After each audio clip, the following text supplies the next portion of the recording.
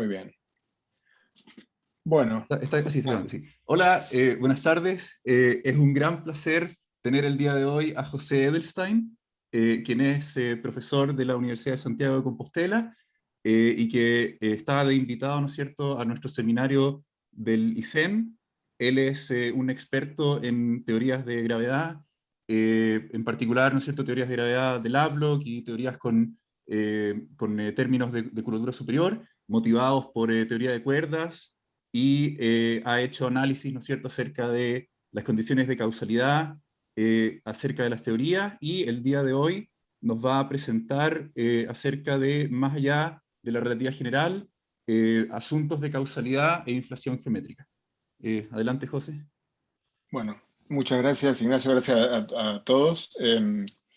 Bueno, la verdad que hablar de estos temas en Chile es el lugar en el que los aprendí. Empecé a interesarme en estos temas cuando pasé por Valdivia unos cuantos años, a partir de 2003 más o menos, y luego fueron siguiendo su propio camino y fueron básicamente moldeando mis intereses en los últimos años. Eh, bueno, algunos de ustedes yo creo que ya han escuchado charlas en las que parcialmente hay algo del contenido del que voy a hablar ahora. Entonces lo que decidí es lo siguiente, y por eso puse toda esta lista de referencias, que es un poco larga y que no es que me guste hacer esto, pero es que mi idea va a ser ir sobrevolar conceptualmente las principales ideas de lo que les quiero contar, sin entrar demasiado en los detalles técnicos, porque la otra opción sería hablar de uno solo de estos trabajos y meterme más en los detalles técnicos, que creo que tiene realmente menos interés, por lo menos para una audiencia variada como ustedes, así que me parece mejor esto, y que en todo caso, si hay algún tema puntual, pues en las preguntas o en la discusión podrá salir. Entonces va a haber prácticamente dos partes claramente diferenciadas en esta charla, una que va a lidiar con los asuntos de causalidad y la otra con inflación geométrica. De los asuntos de causalidad nace este trabajo que escribí hace unos años, y se continúa en dos trabajos más, que son el segundo y el último, que acaba de salir publicado hoy, de hecho. Y luego la parte de cosmología es lo que está en el medio. Son estos cuatro trabajos que están en el medio, y bueno, ya les iré comentando por qué. Bueno, la motivación la voy a pasar rápido, porque yo creo que acá todos los que están presentes ya están hartos de escucharla. Simplemente sabemos que esta maravillosa ecuación no puede ser correcta del todo, por lo menos no lo puede ser cuando la curvatura es alta, y entonces, bueno, una buena parte de las investigaciones en física teórica de las últimas décadas consisten básicamente en tratar de entender qué le pasa a estas ecuaciones a más altas curvaturas. En particular, bueno, por una parte, si esta es una teoría de bajas energías del espacio-tiempo, ¿cómo son esas correcciones, digamos, desde el punto de vista de teoría efectiva? O sea, uno espera tener correcciones de orden superior a la curvatura, suprimidas por una escala. Esta escala la voy a llamar siempre lambda estrella o L estrella, según si es energía o longitud. Y bueno, pues no sabemos cuánto vale esta lambda estrella, pero alguien tiene el micrófono abierto. No sabemos cuánto vale esta lambda estrella, pero bueno, puede andar, digamos, podría ser la escala de Planck, o en realidad en esta charla yo voy a trabajar bajo la hipótesis de que lambda estrella sea menor que la escala de Planck. Digamos, cuánto menor no importa demasiado, pero bueno, sí menor. Entonces, la hipótesis en esta charla, perdón que voy a ver si... ok. Es que antes de llegar al régimen en el cual la gravedad se vuelve cuántica, cuando empieza a hacerse la curvatura grande, primero emergen las correcciones de orden superior a la curvatura y luego emerge el régimen cuántico, el régimen estrictamente cuántico. No quiere decir, digamos, están separados, digámoslo, paramétricamente. Uno podría, por supuesto, cuestionar esto, pero eso quizás no ocurre en nuestro universo, no lo sabemos, pero bueno, voy a argumentar que algunas de las teorías con las que trabajamos contienen esta hipótesis, o mejor dicho, reproducen esta expectativa. Bueno, José, rápidamente, sí.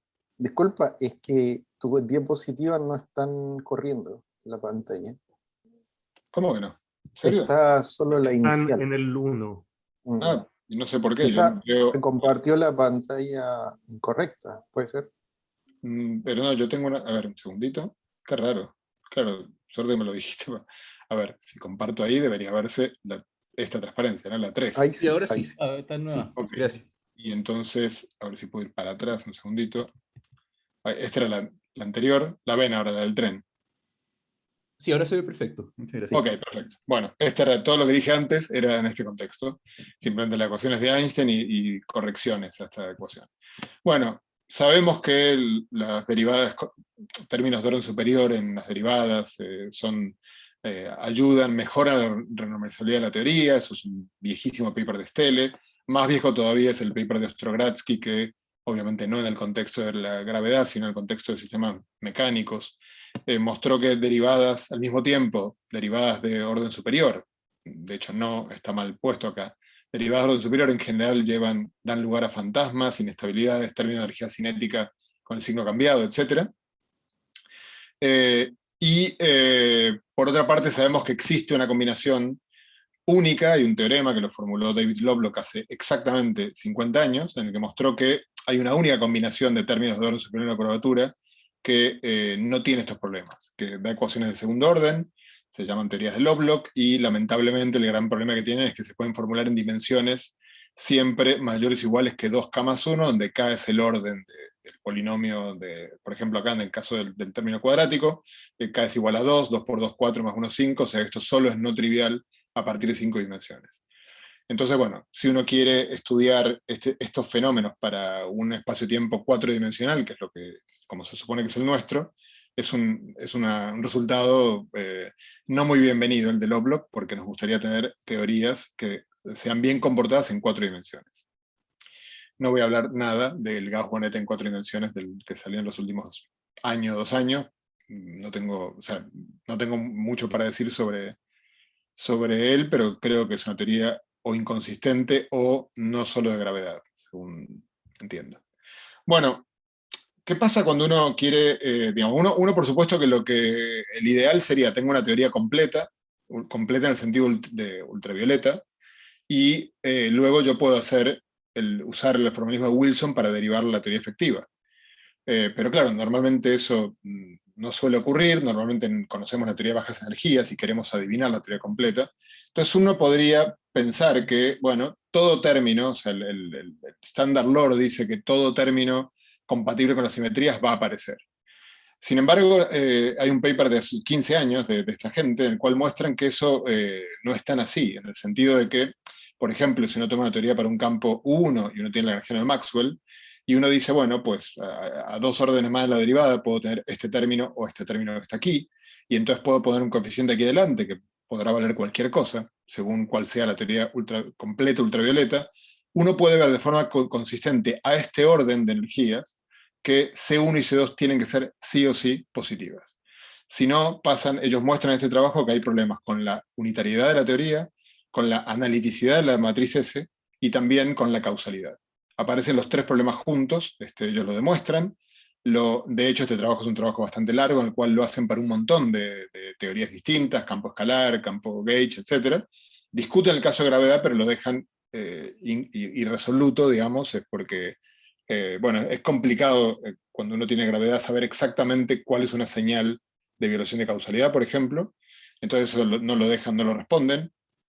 Y uno puede preocuparse cuando ve este resultado porque uno puede decir, bueno, este tipo de términos, si yo pongo simplemente QED acoplada a electrones o a un campo cargado, van a aparecer si yo integro los campos de materia out, digamos, de la paz integral. Y efectivamente uno puede hacer el ejercicio, integrar out y ver que C1 y C2 salen positivos. O sea, si uno está en una teoría bien comportada, por supuesto que estos resultados que son sobre teorías bien comportadas terminan emergiendo.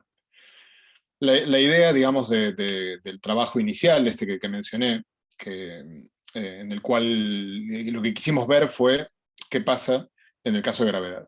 Entonces, bueno, para poder verlo, como justamente les dije, que ver exactamente qué quiere decir violación de causalidad en gravedad a veces es muy sutil y muy delicado, lo que hicimos fue estudiar varios problemas y ver que todas las respuestas a todos estos problemas nos daban una respuesta coherente, digamos, y era que si yo quiero incluir términos cuadráticos o cúbicos en la curvatura, con coeficientes C1 y C2, como antes, aquí lo que veo es que básicamente C1 y C2 tienen que ser 0. ¿Qué quiere decir 0? Quiere decir que si este lambda estrella está lejos de la masa de Planck, como se ve aquí, tienen que ser 0. Si yo acerco lambda estrella a la masa de Planck, ya no lo puedo asegurar que sea 0. De hecho, en una teoría cuántica de la gravedad podrían aparecer estos términos, por supuesto, pero si yo digo que el régimen en el cual emergen los términos de orden superior a la curvatura está alejado de la masa de Planck, lo que nosotros demostramos es que C1 y C2 tienen que ser 0. ¿Cómo lo demostramos? Entonces, les voy a comentar a vuelo de pájaro. Lo hacemos de varias maneras, por eso estamos bastante seguros del resultado, porque ninguna, no es un teorema, ninguna es 100% convincente. Son todas con un alto porcentaje, creo, generan bastante convicción, pero sobre todo genera convicción que todas terminan estando como conectadas y dando lugar a un mismo, digamos, a un esquema de cosas, digamos, que pareciera coherente. Entonces, la forma más, creo, sólida en la cual lo miramos es estudiando un scattering de gravitones en el régimen eiconal. El régimen eiconal es cuando los dos gravitones chocan frente a frente con un parámetro de impacto B. Como el cálculo lo hacemos en cualquier número de dimensiones, pero el foco está puesto en 4. Esto es un vector d-2 dimensional, entonces puedo escribir este problema poniendo el momento de los gravitones que colisionan en coordenadas de tipo luz, con la dirección de movimiento y el tiempo las armo, y entonces PU y P, si son ultra energéticos estos gravitones, PU y PB son la componente dominante de su momento. O sea, todas las demás son más pequeñas que estas, entonces el régimen eiconal termina convirtiéndose en el régimen en el cual tengo la energía de centro de masa, la variable de Mandelstam S, muy grande, y esencialmente en esta aproximación es PU por PB, mientras que T, que es básicamente menos la parte del momento de la partícula intercambiada en d-2 dimensiones, al cuadrado mucho menor que S, y el parámetro de impacto fijo. Esto es el setup que se conoce como límite eiconal en, ¿cómo se traduce esto? Justamente con parámetro de impacto fijo. Es algo muy conocido en física de partículas. Entonces en este caso, la matriz S está determinada por lo que se llama el eiconal phase shift, que es una cantidad que se construye, es esta delta que está acá, y que se construye como la integral, es una especie de transformada de Fourier de este diagrama que está acá. Entonces este diagrama que está acá lo que tiene es un vértice a la izquierda, un vértice a la derecha y el propagador en el medio. El vértice a la izquierda y el vértice a la derecha, en principio, serían los vértices de 3 gravitones, y acá viene el punto clave del argumento. Y el argumento es que los términos que yo puse antes, Riemann cuadrado y Riemann cubo, afectan a esos términos. No les voy a pedir que se queden acá con los detalles porque son medio horribles y llevaría un rato explicarlos, pero el vértice de 3 gravitones, que son el gravitón 1 y el 3 con el interno, con el I, y luego el 2 y el 4 con el I, tienen esto ya una vez escrito, separado las variables light, like, con las transversas, digamos, o sea, hay un poco de masajeo algebraico acá, pero bastante sencillo, y lo que tengo es esta contribución, que es la que me daría el lagrangiano Einstein-Hilbert, esta contribución con 2 derivadas más, que es la que me da el término Riemann cuadrado, y esta es la que me da el Riemann cubo. Entonces, si yo tengo los coeficientes C1 y C2 en lagrangiano, tengo estas dos posibilidades más, para los dos vértices, por supuesto que son iguales, digamos. Formalmente son iguales con las partículas que entran y salen de cada vértice. Fíjense que solo el Riemann cuadrado contribuye a este vértice. O sea, si yo a ese lagrangiano le agrego Ricci cuadrado, escalar, cualquier combinación que no sea el Riemann, no dejan huella aquí. Tampoco el Riemann cuarta deja huella. Así que lo único que vamos a poder ver acá son efectos sobre el Riemann cuadrado y Riemann cubo.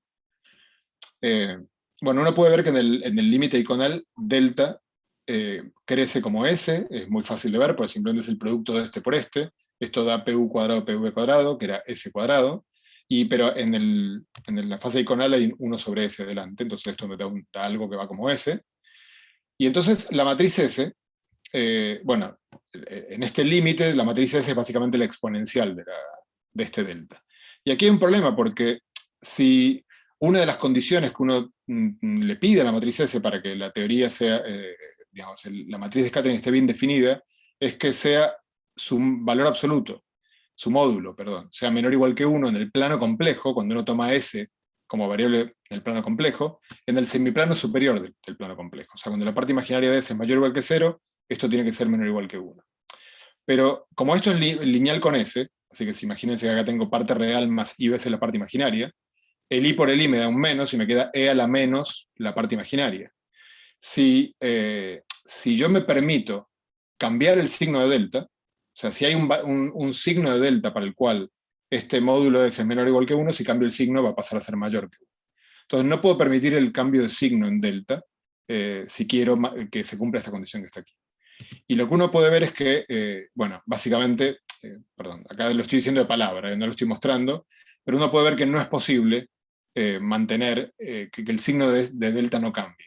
¿Por qué? Porque uno puede descomponer este delta, el valor de delta depende de las polarizaciones de los gravitones entrantes y salientes.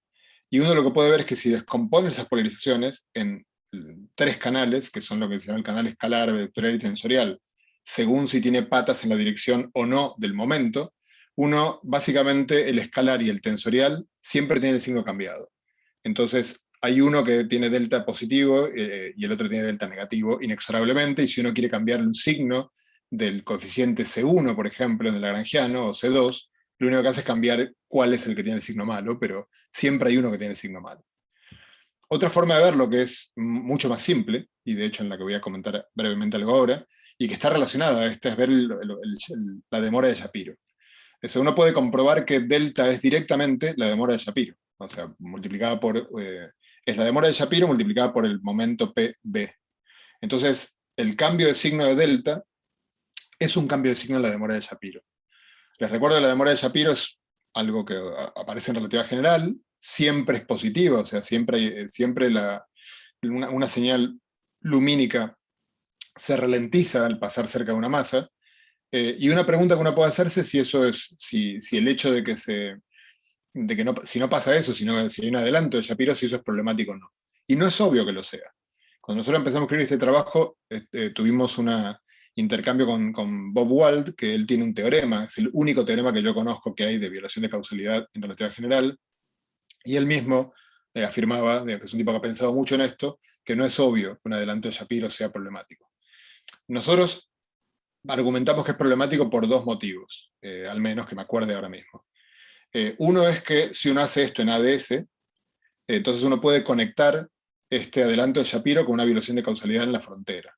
Y en la frontera sí que, digamos, salirse el cono de luz y producir experimentos, Gedanken experiments que violan causalidad es algo mucho más firme y más fácilmente argumentable. Entonces uno puede, si uno usa ADS-CFT, puede verificar que el adelanto de Shapiro se corresponde con una violación de causalidad en la frontera y hay que tomárselo en serio.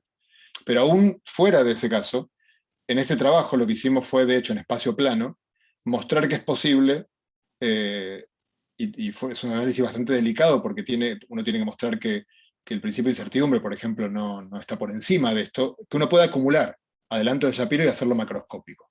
Uno puede hacer una especie de seguidilla de experimentos de scattering gravitacional, en el cual en el total del recorrido un gravitón ve el adelanto de Shapiro macroscópico, digamos, por encima de lo que el principio de incertidumbre no permitiría ver. Todos los argumentos, insisto, y siendo autor del trabajo, entonces insisto honestamente, son argumentos que no son teoremas, o sea, son una serie de argumentos. Miramos, por ejemplo, esto último que acabo de decir, lo miramos viendo cómo crecen las cosas paramétricamente y comparando, pero bueno, son la suma de... Evidentemente lo que nos da más seguridad es el hecho de ADS-CFT y que en la CFT sabemos que esto no puede ocurrir.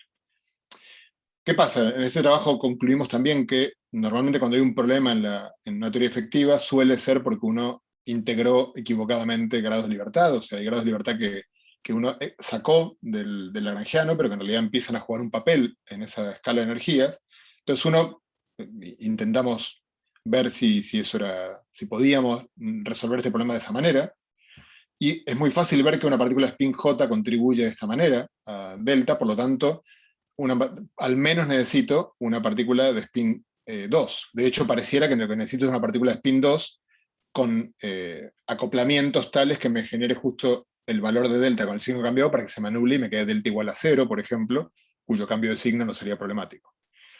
Lo que sí está clarísimo es que partículas de spin menor que 2 no arreglan el problema.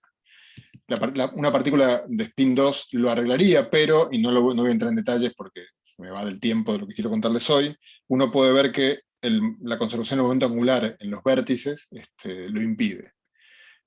Fue lo primero que exploramos porque podría ser indicio de dimensiones extra. No tener gravitones masivos podría querer decir que con más dimensiones uno ahí tiene la solución a este problema, cosa que no ocurre. Entonces, inexorablemente uno necesita J mayores que 2, y el J mayor que 2 tiene una virtud y un problema. La virtud es que evidentemente tapa el problema del gravitón, porque es dominante en el límite de S grande. El problema es que la partícula que pongamos genera un problema también, ella misma. Entonces, la única forma es agregar una partícula de spin aún mayor, y aún mayor, y aún mayor. Claro, este proceso iterativo nunca acabaría, y siempre habría una partícula de spin más grande que arruina las anteriores, salvo que esa serie en S no sea analítica, digamos. Entonces, la conclusión que sacamos en nuestro trabajo es que necesitamos una torre infinita. Perdón. ¿Qué pasó aquí? Ahí está. Una torre infinita de partículas de spin más alto, pero con un acoplamiento muy delicado que haga que cuando uno escriba la expresión de delta con todas las partículas involucradas, no dé una serie, digamos, de potencia. Nosotros mostramos en nuestro trabajo que las amplitudes de Veneciano y Virasoro originales de cuerdas efectivamente hacen eso. Pero realmente hubo un trabajo que salió un poquito después del nuestro, también de Veneciano y colaboradores, en el cual mostraron que en el scattering de branas con cuerdas a muy altas energías no aparece este problema de causalidad, e hicieron algo muy bonito que es como complementario a lo nuestro, que es tomar ese cálculo, quitar artificialmente algún modo de la teoría de cuerdas y ver que en cuanto uno quita un modo aparece el problema. Es decir, pareciera que la teoría de cuerdas tiene esta sutil resolución de este problema built-in, ¿no? O sea, como construida sin que uno lo haya buscado inicialmente. De hecho, en nuestro trabajo hay una frase que yo no lo hubiera escrito nunca, pero como estaba el autor Maldacena, pues, y él la puso, pues me pareció bien, que decía que nuestro trabajo era un intento de demostrar que la teoría de cuerdas se podía demostrar desde bottom-up, digamos, partiendo de un problema de gravedad pura. Bueno, obviamente no hacemos eso, pero damos un argumento que yo creo que es fuerte en esa dirección. Luego ha habido un montón de otros trabajos que yo no voy a... José, Sí. José, disculpa, en el último trabajo que nombraste, ¿los fermiones juegan algún rol? En el de ¿En el de Veneciano? Apolonio. Sí. Uh-huh. No recuerdo bien, pero no creo, no creo que fuera importante. Okay. Yo creo que ellos muestran, digamos, que cualquier estado que uno saque, lo hacen de una manera que es un poco artificiosa, recuerdo, y cuestionable, pero bueno, es muy bonito ver que la teoría de cuerdas completa no tiene problema, y cuando uno le quita cualquier elemento del espectro, que no creo que tuviera que ser fermiónico, que yo recuerde, era cualquiera, el problema aparece. Súper, gracias. José, Sí. me pregunta, y en ese paper también de Apolonio Veneciano y no recuerdo quién más, ok, Dibeke y ruso, ok, la conclusión es que uno saca algún modo de la cuerda bosónica, creo, ¿cierto? Y aparece el problema. ¿Qué pasa con agregar modos? O sea, ellos demostraron que tiene que ser exactamente el espectro de teoría de cuerdas con los niveles, con sus spines A ver, de cuerda. no sé si quizás eso es afirmar mucho. Lo que demostraron es que haciendo, bueno, Veneciano es un experto, y varios de los coautores acá también, en ultra high energy scattering de cuerdas, tienen decenas de papers en el tema. Yo los detalles los he olvidado, digamos, este trabajo, pero bueno, hacen el cálculo directamente de scattering a altas energías de cuerdas con debranas, ven que el problema no aparece, y luego artificialmente quitan un modo para mostrar que eso introduce el problema. Me imagino que si agregas un modo pasa lo mismo, pero no consideraron esa posibilidad. Ya, perfecto. Gracias. De nada. Bueno, ha habido un montón de trabajos desde entonces hasta ahora que yo no voy a revisar acá, porque mi idea era simplemente pasar por arriba de estas ideas y de las que voy a contar en la segunda parte de la charla, pero ha habido trabajos de Shiraz Minwala y colaboradores para tratar de constreñir el término cuártico del Riemann, y luego un montón de trabajos en este espíritu, de tratar de buscar desde bottom-up problemas de consistencia que lleven a mostrar o no, o sea, digamos, qué tipo de teorías son admisibles y qué tipo de teorías no son admisibles.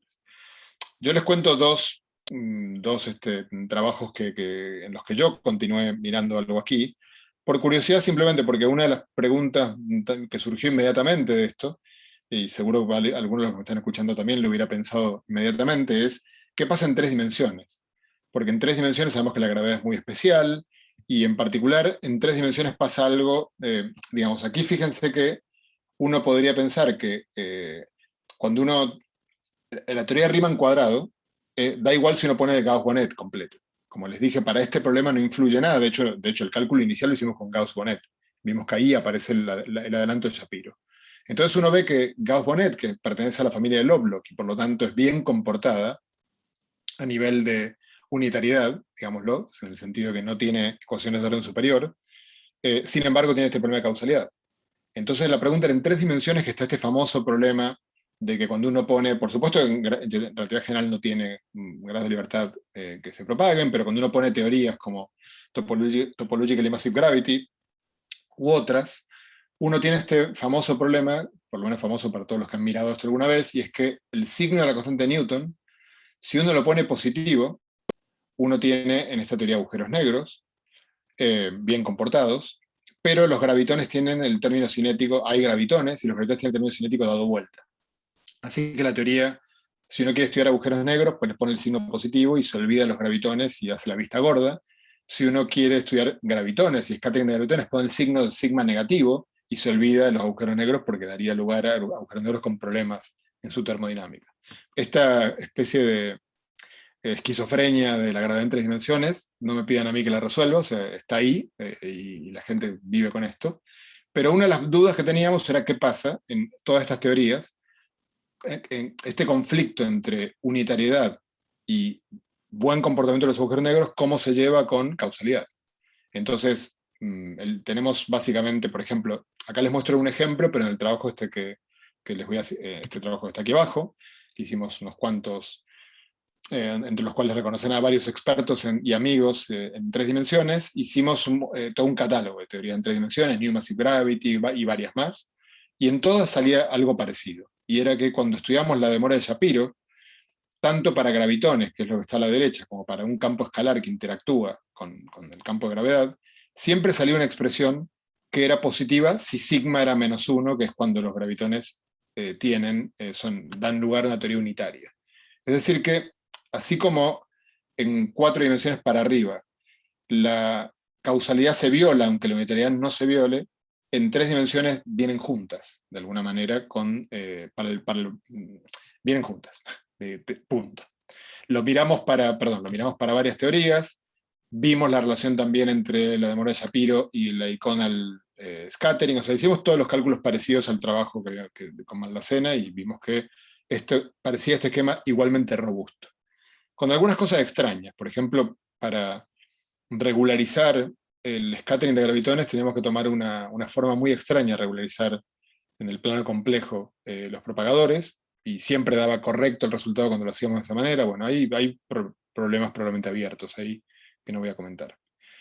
Lo que hace muy poquito, de hecho, el trabajo se lo publicó. Disculpa, ¿eso qué significa que, porque, o sea, si yo miro eso y pongo sigma igual -1, básicamente, así de buena y primera, parecería que phi es un fantasma, digamos, ¿no? O sea, que como que tengo una teoría con un campo fantasma, no sé. Espérate, ¿por qué phi? O sea, o sea, porque el signo global yo lo puedo factorizar, ¿no? Entonces, prefiero pensar en la constante de Newton como positiva, digamos, me confunde menos que... Entonces, la constante de Newton es positiva como siempre, pero eso inmediatamente haría que yo tengo un escalar fantasma, ¿no? No sé.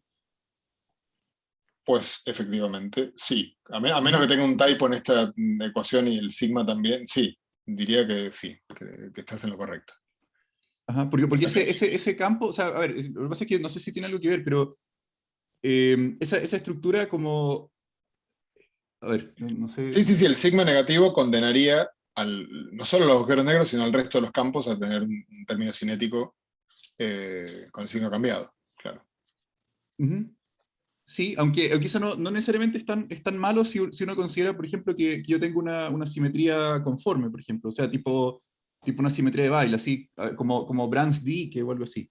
No sé si tiene algo que ver o estoy hablando tonteras. Bueno, acá no es el caso, o sea, acá como te digo, Ya, estudiamos una lista de teorías, ninguna de las cuales creo ya. que cumple con eso. O sea, son teorías que tienen incluso una escala Sí, involucrada. Como, claro, en el fondo, bueno, sí, el término, digamos, de masa del gravitón, la masa topológica, ¿no es cierto? El término de masa topológica claro. rompe explícitamente claro, cualquier simetría conforme. No, por eso que me pareció extraño. No sé si hay algún comentario acerca de por qué, o sea, cuál es la motivación para considerar estas teorías con un escalar así de esta naturaleza, que parece tener energía No, cinética a infinita. ver, la inclusión del escalar fue porque la cuenta, digamos, la cuenta es mucho más fácil, es más fácil calcular lo de la izquierda que lo de la derecha.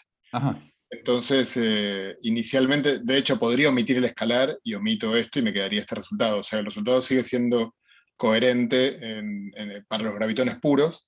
Ujú, eh, pero bueno, en su momento inicialmente hicimos el cálculo con el escalar porque era más fácil, luego nos dimos cuenta que lo podemos hacer también para los gravitones en todas las teorías, ujú. y entonces dejamos los dos. Pero efectivamente, este término negativo no solo generaría un conflicto con los agujeros negros, sino también con el acoplamiento de materia a la teoría. Estoy Ujú. de acuerdo. Ya, ok, gracias. Disculpa la interrupción. Gracias. Bueno, una de las cosas que había quedado pendiente de observar y que realmente yo no tenía claro, todavía, digamos, no tengo del todo claro cuán no trivial es eh, estos colegas indios, bueno, el más veterano que es Sudipta Sarkar, que ha venido un par de veces a Santiago, entonces lo conozco bien, me comentaron en un momento que estaban estudiando el problema en cualquier número de dimensiones de esta teoría, ¿no? De quadratic gravity. Y yo les dije, no va a aparecer ningún problema acá porque no está el Riemann cuadrado, por lo tanto, el vértice de tres gravitones no está afectado, entonces no va a estar afectado ni el Shapiro delay ni nada de lo anterior.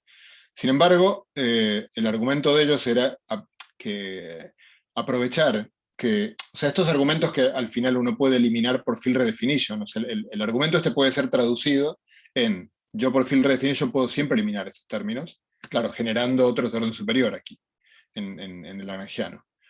Pero los de orden superior, si yo elimino los cuadráticos y los cúbicos, los de orden mayor que 3 no producen ningún problema, por lo menos que podamos reconocer a día de hoy. Por lo tanto, este tipo de términos no deberían generar problemas. Pero el tema de field redefinition, de este argumento de field redefinition, era discutible y no muy claro porque estas teorías, como también algunos de los que están escuchándome saben, tienen soluciones, sus ecuaciones de movimiento, que no son las de relatividad general perturbadas. Son no perturbativas en alfa o en beta. Y en particular para esta teoría se conocía una solución de hace mucho tiempo, de Lustó y Campanelli, en la cual una shockwave de esta teoría, que es esta que ven acá, es una función horrible, no espero que nadie se acuerde de esto hasta aquí, pero es un perfil de función que lo único importante para mí es que vean que beta está dividiendo, entonces no admite el límite beta yendo a cero. Es una solución de la ecuación de movimiento de esta teoría, pero no admite la deformación, o sea, no es perturbativamente conectada a relatividad general. Esta función es la función modificada de Bessel, y por cierto acá aparecen las dimensiones del espacio-tiempo, y como ven en 4 dimensiones hay un problema acá, pero lo mismo pasaba antes, no me acuerdo si escribí explícitamente las expresiones. 4 dimensiones siempre tienen logaritmos y expresiones que son un poquito distintas, pero que se pueden trabajar. Cuando uno calcula la demora de Shapiro, y también hicimos el cálculo, por supuesto, de scattering amplitudes, digamos, pasaba algo curioso, y es que la demora de Shapiro daba la de relatividad general, que es bien comportada, por un factor que era 1 menos esta cantidad que está acá, que tiene una función conocida, tabulada, digamos. Entonces, bueno, la pregunta era, ¿esto que está acá, para algún valor de x puede ser mayor que 1? Y bueno, no lo es. O sea, uno estudia esta función y ve que nunca puede ser mayor que 1, no importa cuánto valga x.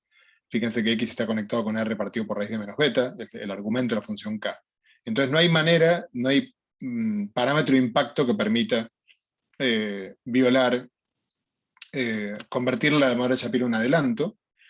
Por otra parte, no es dependiente de la polarización, y esto es normal porque, como vimos, no habiendo términos cuadráticos ni cúbicos del Riemann, no hay modificación del vértice de 3 puntos gravitones. Así que en ese sentido es normal que aparezca el delta B de relatividad general como factor común. Lo sorprendente es que aparezca esta estructura que está acá, y que además a priori no es obvio porque esto no puede tener un signo cambiado. Entonces, esto es lo único que voy a mostrar de este paper que salió hoy. Solo déjenme contarles que si alguien tiene curiosidad, es interesante porque no es evidente que esto ocurra siempre. Es probable que sí, es probable que ocurra siempre, que haya un argumento muy bueno por el cual uno puede demostrar que no hace falta hacer caso por caso, pero no es obvio por qué.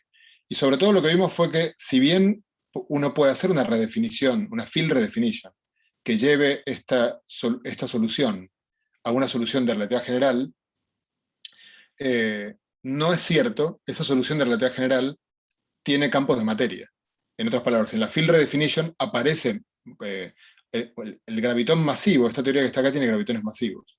Entonces, la solución esta que está aquí, si uno la quiere convertir a una relatividad general por field redefinition, uno obtiene una solución que tiene fuente.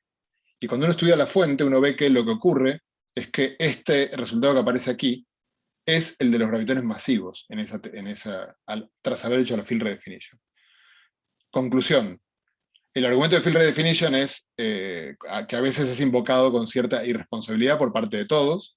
Es un poco más sutil y delicado de lo que uno creería, porque a veces uno está cambiando, uno tiene teorías como esta, ¿no? Que tienen más de un tipo de partícula, y con la field redefinition uno está aparentemente eliminando una de las partículas, cosa que por supuesto no puede estar ocurriendo.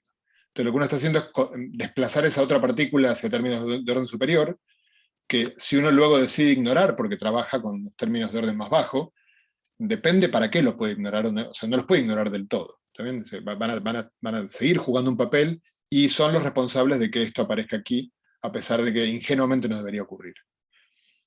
José, Sí. disculpa, que hay como una tensión entre el hacer una field redefinition y el hecho de que estés en una rama no perturbativa en beta, ¿cierto? Porque la field redefinition requiere, para poder tirar términos a los órdenes superiores, requiere un parámetro perturbativo. Bueno, uno puede hacer, si quiere hacer la field redefinition perturbativa, ¿no? Y tirar los términos de los superiores. La field redefinition la puedes hacer siempre, mientras mantengas la expresión, o sea, tú puedes redefinir los campos siempre, mientras no sea singular el cambio de variables, ¿no? O sea, que reduzcas el número de grados de libertad. No sé si eso responde a tu comentario. Bueno, sí, gracias. Bueno, veo que voy muy mal de tiempo para dedicarlo. O sea, en principio aquí arrancaría la segunda parte de la charla, pero como muchos me han escuchado esta parte, voy a tratar de ser más rápido y de contar resultados, de ir a los resultados concretos. La idea de alguna manera de esta segunda parte de la charla es, bueno, ok, no puedo truncar, o sea, por supuesto yo podría decir, bueno, el problema lo tengo con los términos cuadráticos y cúbicos, por lo tanto, bueno, pues arranco desde el término cuártico en adelante y nadie me puede venir a protestar. Pero está claro que, como dicen los anglosajones, moralmente seguramente pasa algo parecido con los términos cuárticos, solo que como no lo ve el vértice de tres gravitones, pues es difícil de comprobar, pero seguramente hay una manera de hacer algún cálculo que muestre que también esos términos están constreñidos de manera análoga. Entonces voy a cambiar de perspectiva, y lo que voy a hacer es ver hasta dónde puedo llegar escribiendo un lagrangiano que sea una serie completa, donde estos Rn son densidades lagrangianas de orden n en las curvaturas de Riemann, con un coeficiente delante y una escala única para todos ellos, digamos, como si fuera una expansión, como si fuera una teoría efectiva, digamos, que viene de algún lagrangiano que desconozco. Y la idea es tratar de identificar, yo ya sé que el Lovelock tiene una respuesta lapidaria para la pregunta de si es posible escribir esto de modo tal que estos RN sean bien comportados, pero voy a tratar de buscar que sean lo mejor comportados posibles y tratar de ver hasta dónde puedo ir jugando ese juego.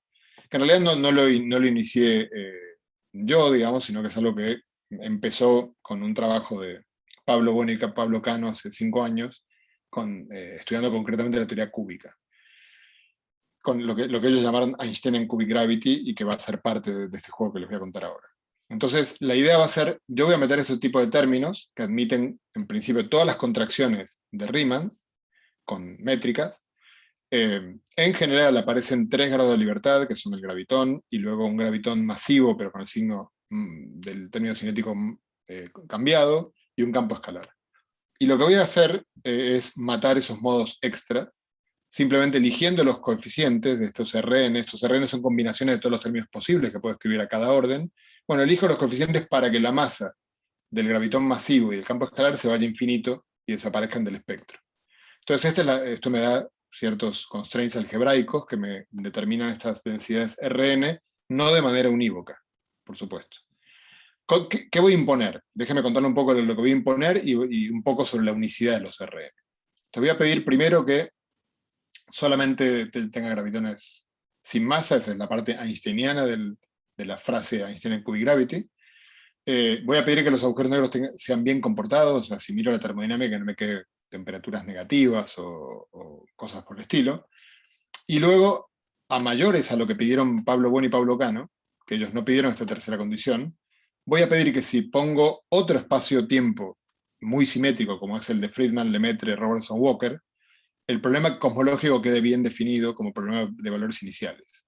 Eso quiere decir que no tenga derivadas de las ecuaciones de Friedman, no tengan más que derivadas primeras del factor de Hubble, de la constante de Hubble, porque si no eso me daría derivadas más que segundas del factor de escala, y eso en general conduce a problemas, en general conduce a problemas por per se, pero desde el punto de vista del problema de valores iniciales, me obliga a tener más valores iniciales de los que la cosmología me requiere, entonces quiero eliminar ese tipo de términos.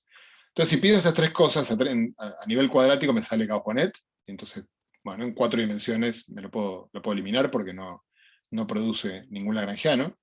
Y a nivel cúbico,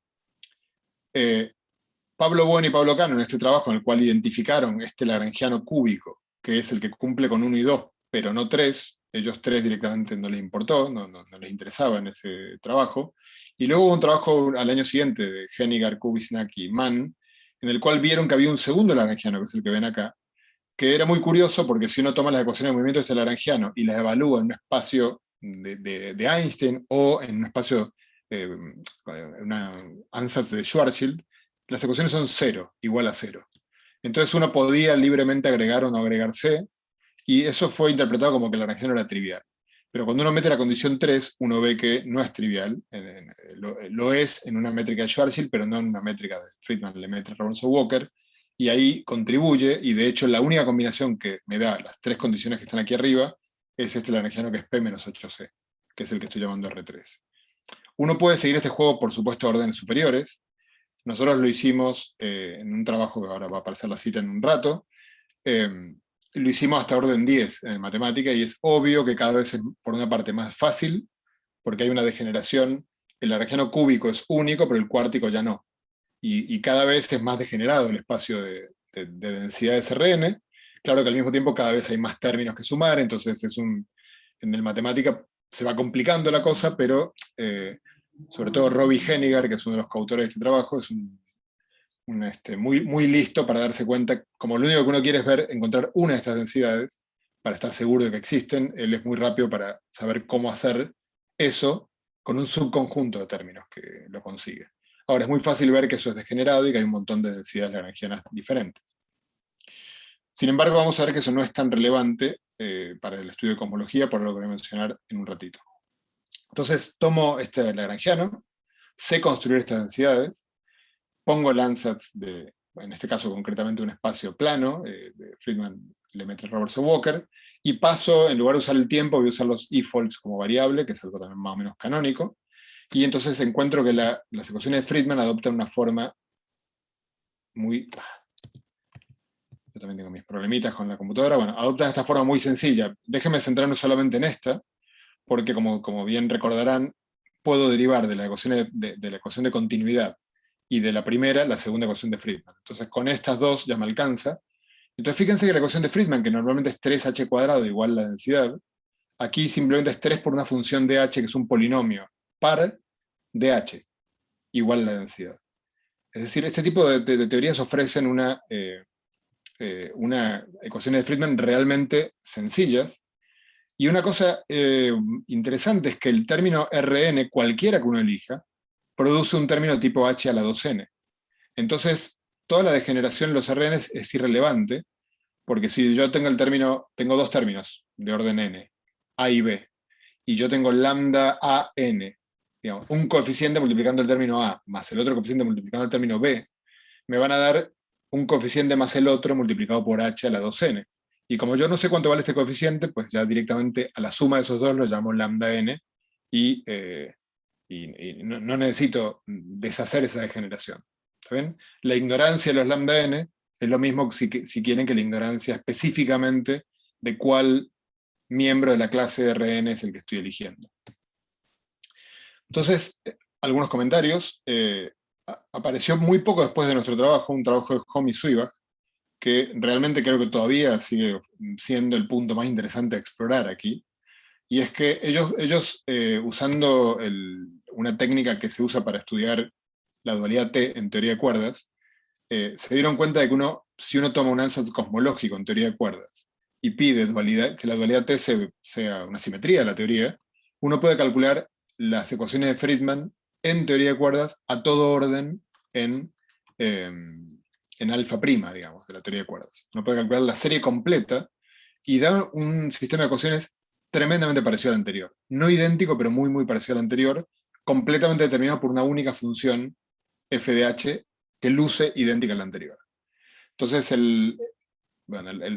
es bastante notable ese contacto, y de hecho es sugerente de que de alguna manera, porque el resultado de ellos, insisto, usa T-dualidad, que es una simetría exacta de la teoría de cuerdas.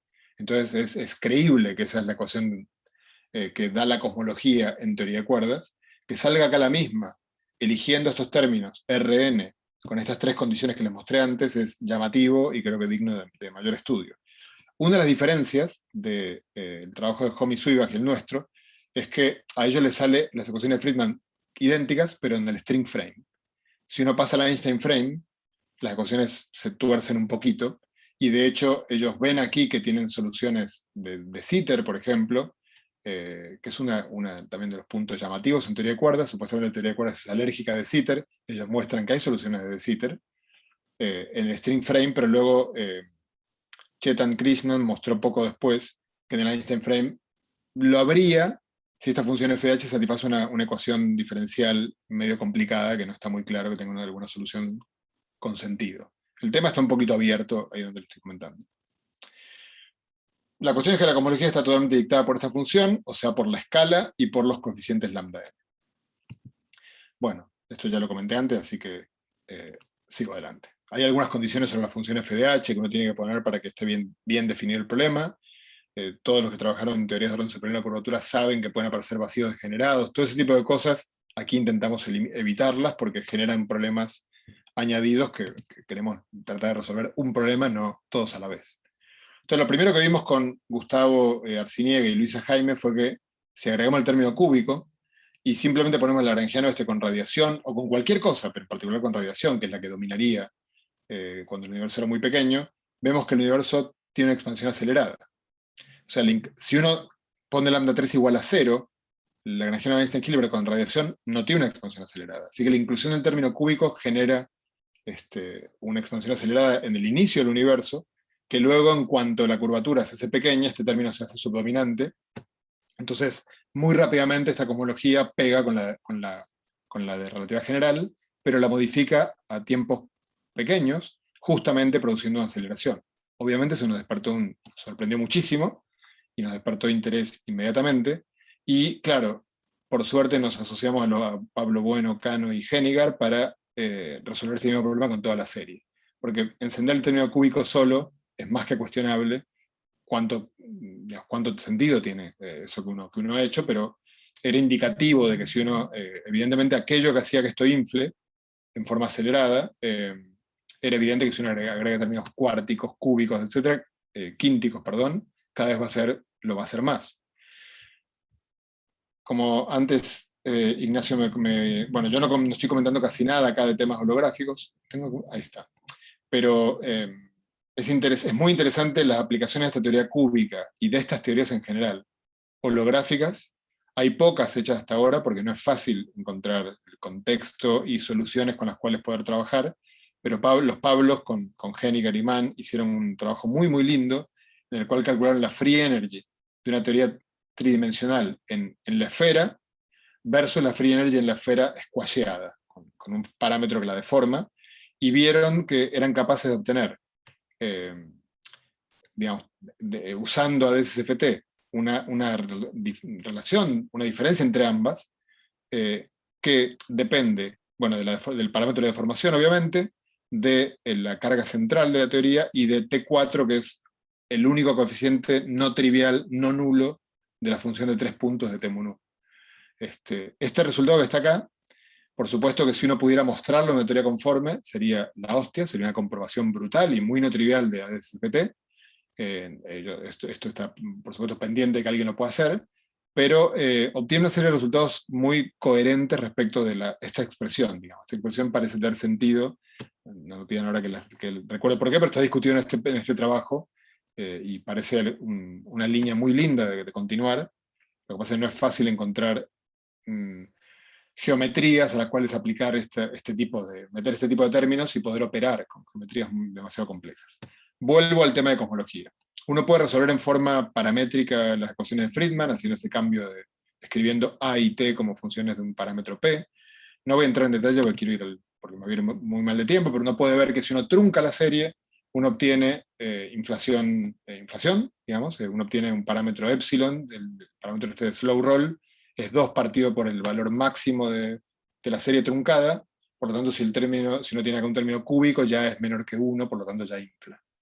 Sin embargo, la inflación es polinómica y no exponencial como uno espera habitualmente, pero claro, uno sabe que truncar la serie no fue una buena idea, fue más bien una idea surgida de las limitaciones de cálculo, pero cuando uno se junta con colegas más potentes y más jóvenes, uno se da cuenta que uno puede resolver el problema para una FDH cualquiera. Entonces acá lo que hicimos en este trabajo, que apareció un mes después del cúbico, fue resolver el problema para una FDH genérica. Estudiamos varias concretas.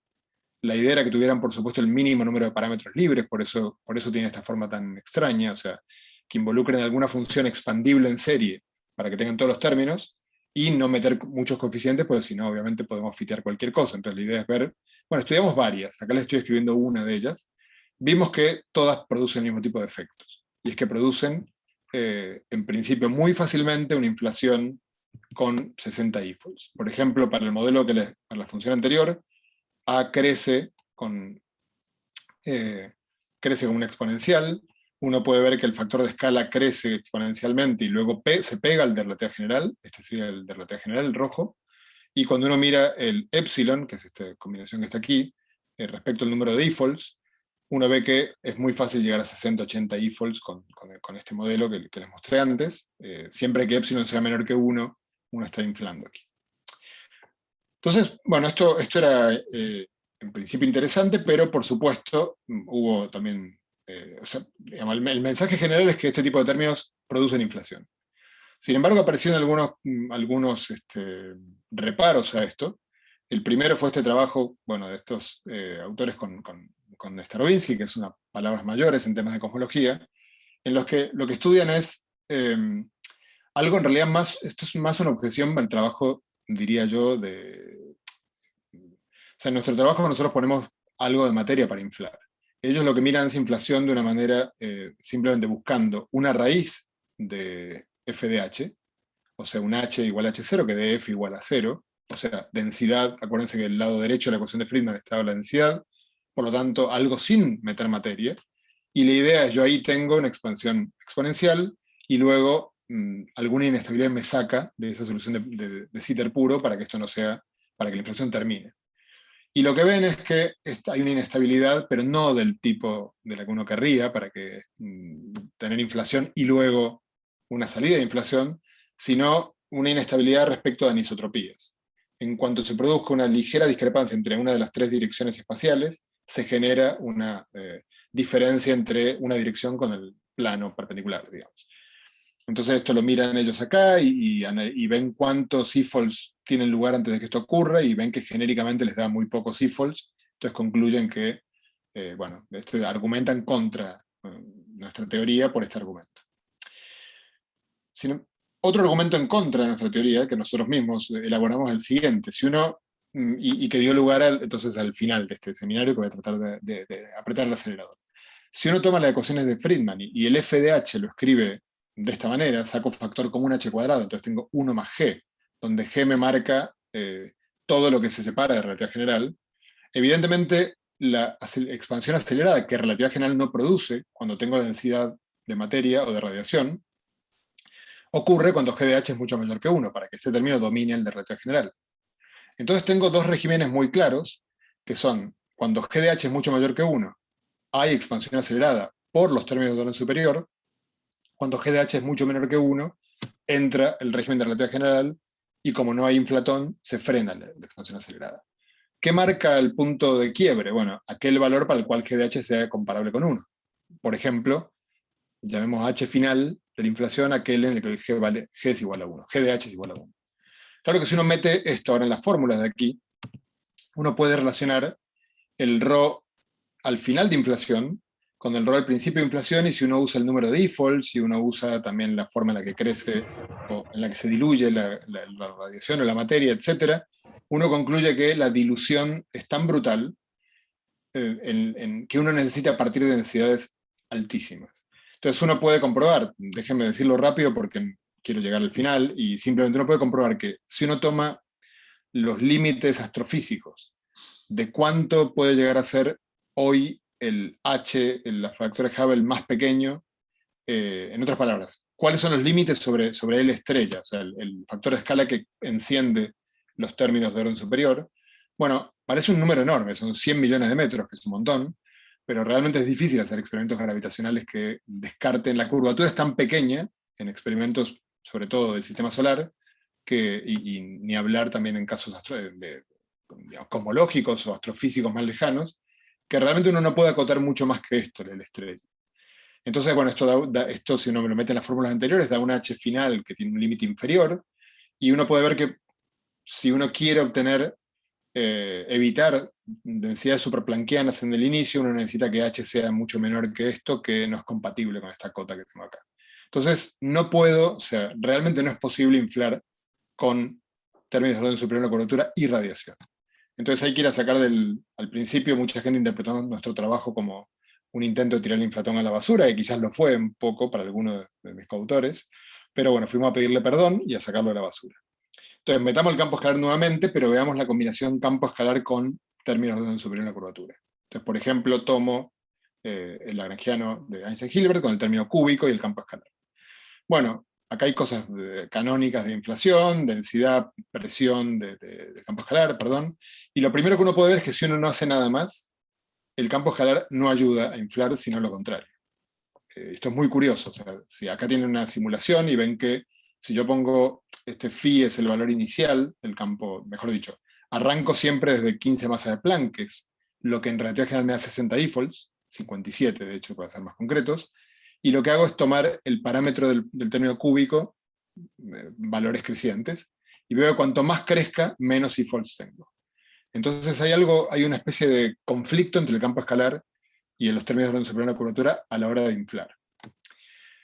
Entonces uno puede decir, bueno, reintroduzco la radiación, pero ahora quizás como el campo escalar va a inflar cuando la relatividad general domine, puedo imaginarme un escenario híbrido en el cual inicialmente infle radiación y en una segunda etapa infle el campo escalar, y como cada uno se reparte parte del trabajo, esto puede resolver las dos cosas, el problema transplanquiano de la densidad y el problema transplanquiano de la inflación habitual, porque fíjense que para poder inflar, en relatividad general necesito phis mucho más grande que la escala de Planck, y esto es para los teóricos un problema. Los cosmólogos no les importa mucho y no nos toman muy en serio, pero en principio esto es potencialmente un problema. Entonces esto es una de las cosas que voy a... En 3 minutos, a ver cómo lo hago, les quiero contar brevemente. Si uno intenta esto, ¿qué pasa? Y luego lo otro es aprovechar que f de h me permite diseñar funciones que hagan cosas más sofisticadas, y voy a tratar de empujar la régimen de inflación lejos del régimen en el cual la relatividad general pasa a ser importante. Y vamos a ver que esto lleva a un escenario interesante como mínimo, diría yo. Entonces lo primero es, voy a poner radiación y campo escalar con el término cúbico. Déjenme ir directamente al plot para mostrarles lo que sale, porque no me queda ya nada de tiempo. Y sale algo muy bonito. Si tomo un término cuártico, cúbico y relatividad general, fíjense, primero infla el término cuártico, casi en forma, sin mezclarse con ninguno, digamos, dominante durante un largo periodo, durante muchos if-falls. Luego hay un periodo de dominación del cúbico, que aquí, por supuesto, si uno juega con los parámetros, uno lo puede hacer más explícito, pero bueno, aquí se ve que es un plató un poco menos caracterizado que este. Y luego fíjense, cuando el término de relatividad general, que es la línea esta que está aquí horizontal, pasa a estar por encima de la importancia del término cúbico, bluff, se desmorona el valor de epsilon, acá lo que estoy graficando es el parámetro de slow roll, y lo que pasa a ver es inflación con un campo escalar habitual. O sea, esta curva creciente de epsilon es la típica relatividad general. Y aquí efectivamente vemos que pasa lo que intuíamos que podía pasar. Primero tener etapas de inflación provocadas por los términos de orden superior, y luego una etapa provocada por el término de relatividad general con el campo escalar. ¿Qué pasa? Como al final uno puede ver fácilmente, es un ejercicio de cosmología básica, que nunca va a inflar la relatividad general si el campo escalar es menor que raíz de 2 veces la masa de Planck. Entonces esto baja el valor, efectivamente puedo bajar el valor de phi, de 15 masa de Planck, porque parte del trabajo lo hacen los términos de orden superior, pero nunca lo puedo bajar más que raíz de 2 masa de Planck si quiero tener esta etapa que está aquí. Lo otro simpático es que aparece esto que yo llamé como buen argentino un mecanismo de cascada de tipo bandoneón, porque tengo etapas. Si yo agregara acá un término quíntico, sexto, etc., tendría etapas en las que domina cada uno de los términos, pero es inexorable que el término de mayor orden domina más tiempo. Entonces es como una especie de fuelle de bandoneón cerrándose, o por lo menos así lo imaginé yo. Sepan disculpar si lo ven distinto. Déjenme ir y termino rápidamente con esto. O sea, ¿qué pasa si uno quiere incluir todas las funciones FDH para poder particularmente eliminar este constraint, que es este problema transplanquiano, que a uno le puede preocupar más o menos, pero bueno, por lo menos queremos ver si es factible esta eliminación.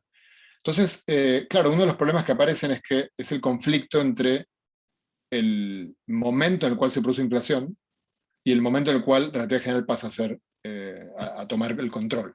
Que siempre va a ocurrir porque H siempre va a ir reduciéndose en la expansión inicial del universo. Entonces, en algún momento, las potencias superiores de H empiezan a hacerse pequeñas y en algún momento son iguales a 1. Entonces, bueno, queríamos estudiar eso, y como de alguna manera tenemos libertad para elegir la FDH que se nos ocurre y queremos jugar con ellas para ver qué sale en forma más o menos genérica, lo único que pedimos es que cuando H sea suficientemente pequeño, queremos tener relatividad general más el término cúbico. No el término H cuarta, que sería un término cuadrático, porque nos vamos a tomar en serio el hecho de que Gauss-Bonnet es la única posibilidad que nos da un término así, y en 4 dimensiones no juega ningún papel. Vamos a pedirle a FDH que tenga una región plana muy larga. Claro, perdón, no lo dije antes, me acabo de dar cuenta que no dije antes. Ahí. Fíjense que si f', como función f' es muy grande, epsilon es muy pequeña. Entonces, para inflar, nos conviene tener una f que crezca lo más rápidamente posible, pero queremos separar ese crecimiento rápido de f de la parte en la cual la relatividad general se hace cargo, y para ello queremos una función que sea muy plana, y luego a valores de h muy grandes, comparables al lambda inf, donde se produce inflación, crezca muy repentinamente. Entonces quisimos estudiar modelos de ese tipo, y para eso hicimos dos posibles funciones. Esta parece un poco caprichosa, pero lo único que es una combinación tonta, que jugando un ratito, para que no haya término H cuarta, y para que haya una única, solamente aparezcan el estrella y lambda inf, nada más. Así que era un modelo muy simple en ese sentido. Y este modelo, que parece más caprichoso todavía, en realidad lo es menos, porque están puestos todos estos términos que están aquí para eliminar el término H cuarta, para ese tipo de cosas, pero lo único que produce esta función f es una plano y luego una gaussiana. Así que en ese sentido, una gaussiana en torno a lambda inf, que es donde uno espera que se produzca inflación. Entonces las variables acá son dónde está lambda inf, cuál es el ancho de la gaussiana, y nada más. Así que es menos arbitrario de lo que parece escrito aquí. Gamma es el ancho, lambda inf, que no sé dónde está. Bueno, lambda inf creo que está oculta en C sigma. Ok, voy al resultado, ya estoy acabando, porque luego tengo las conclusiones que voy a omitir por haberme pasado tiempo. Con la función gaussiana, uno obtiene que, como ven, claro, Aquí no se alcanza a ver porque, ven que acá tengo la gaussiana. Pero luego cuando voy a valores menores de h, en realidad esta gráfica no es muy clara, tengo que hacer un zoom en los valores pequeños de h, y ahí ven que h es plano, y se pega a relatividad general como h cuadrado más algo por h a la sexta. Bueno, lo que pudimos ver, el resultado está básicamente escrito probablemente en la transparencia próxima, es que podemos obtener, creo que está aquí, exacto. Podemos obtener 84 e-folds, por ejemplo, como ven aquí en este gráfico que les estoy mostrando aquí, con un epsilon tremendamente pequeño, compatible con lo que uno espera de los modelos de inflación habituales, y con una masa partida, el campo escalar arranca, fíjense, estoy jugando, por supuesto podemos bajarlo todavía más, pero nos resultó divertido que para un potencial cuadrático en phi, los modelos de inflacionarios con potenciales cuadráticos en phi, o polinómicos en general, se llaman large field inflation porque siempre requieren que phi arranque desde arriba y caiga. A diferencia del modelo tipo potencial de Higgs, que arrancaría desde abajo y caería hacia la derecha. Estos arrancan de la derecha y caen hacia la izquierda, hacia valores menores de phi.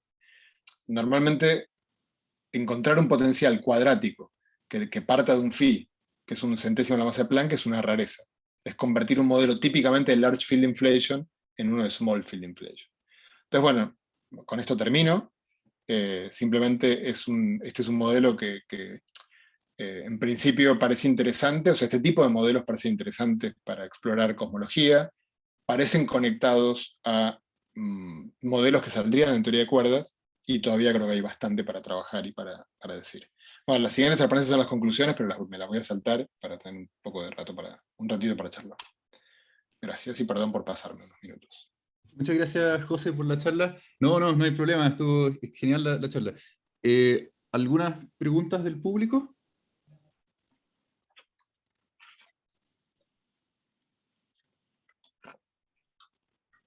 ¿Puedo preguntar? Sí, claro. En realidad es solo una pequeña curiosidad sobre la primera parte de causalidad en Lovelock. Por lo que entendí, siempre trabajas con el scattering con el diagrama del vértice de tres patas. Pero la pregunta es, aunque yo trabaje con el mismo lagrangiano, con los mismos órdenes de curvatura, yo pienso que yo puedo subir en cualquier caso el orden de perturbaciones y puedo generar vértices de más patas. Pero la pregunta es, ¿sería relevante para este trabajo de delay, de Shapiro-Delay, considerar scattering con 4 patas, 5 patas? A ver, el Shapiro-Delay está relacionado con este scattering, ¿no? Porque el Shapiro-Delay es una partícula pasando cerca de una masa y viendo si se produce un delay o un avance. Por supuesto que en principio es probable que si uno hace un scattering que no involucra 4 gravitones como aquí, 2 que entran y 2 que salen, sino el número que quieras, mayor que 4, es probable que aparezca un problema similar que va a ser sensible a los términos cuárticos, quínticos y demás del Riemann. El tema es que yo no sé cómo hacer eso. Es lo que comenté en un momento cuando dije que moralmente es muy probable que pase algo así, pero claro, ¿cómo lo pillas eso? Yo no sé cómo hacerlo. Minwall ha hecho algo en esa dirección, pero no usando exactamente este tipo de argumentos, buscando otro tipo de argumentos. Y no sé exactamente cómo. O sea, estoy de acuerdo contigo en que debería ocurrir, pero calcula el diagrama con 5 gravitones. Obviamente tiene los vértices en el lagrangiano para que ese diagrama no sea nulo, pero cómo identificar una inconsistencia en ese diagrama, yo no lo sé.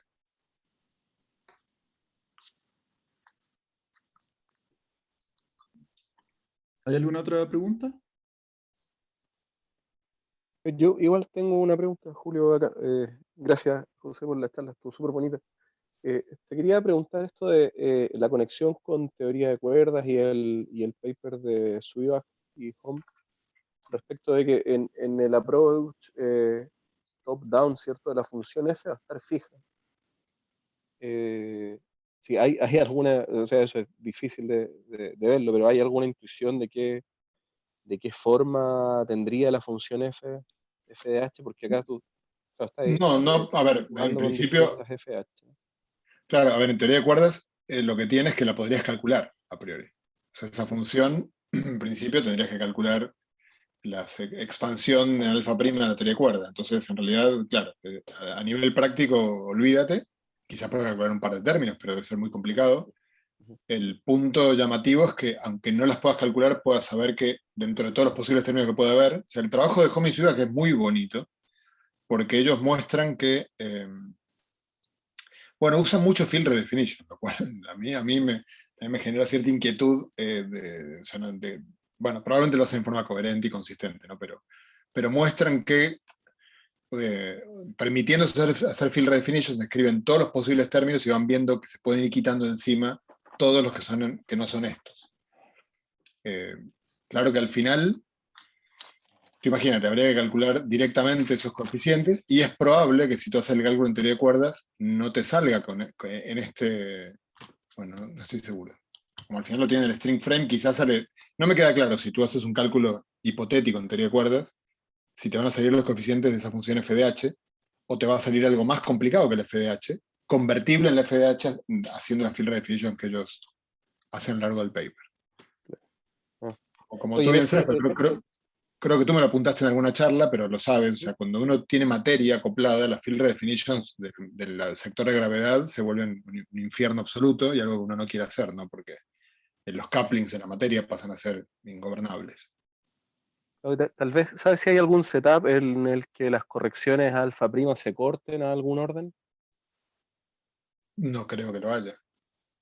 No creo, no veo por qué. O sea, no. Y por otro lado, ¿sabes si o sea, cuando haces alfa prima y perturbativo en alfa prima, hay términos no perturbativos que no vería? Es de esperar también la presencia de términos no perturbativos en alfa prima si tuviera la construcción completa. Eh,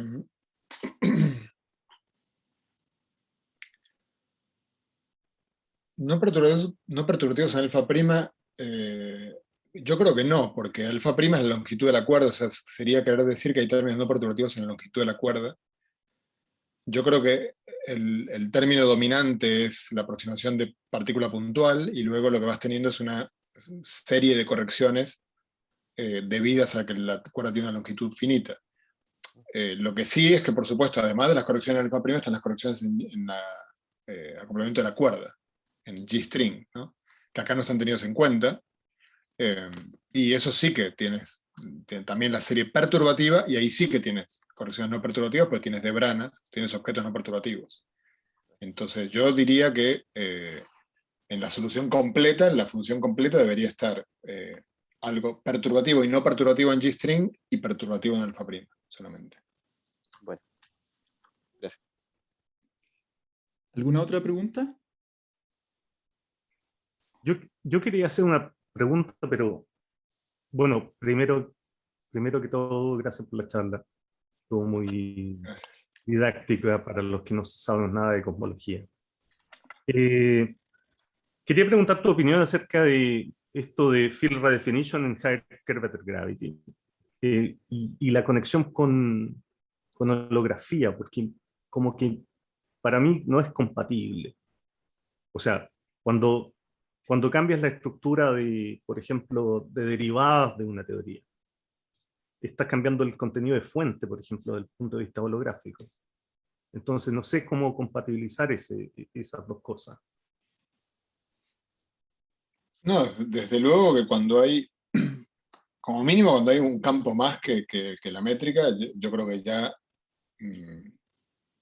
cualquier redefinición que hagas en los campos te va a cambiar. O sea, tú lo puedes hacer, por supuesto. Nadie te obliga a elegir ciertos campos como los campos fundamentales. Pero claro, la tienes que hacer completa, ¿no? Entonces, hay ciertos argumentos para los cuales la field redefinition te permiten mostrar que tú puedes, un lagrangiano que no tenga Riemann cuadrado, pero que sí sea cuadrático, como el de quadratic gravity, puedes redefinir los campos de modo tal que las correcciones a la métrica vengan a órdenes mayores. Eso lo puedes hacer. Pero claro, son típicamente campos que son curvaturas en sí.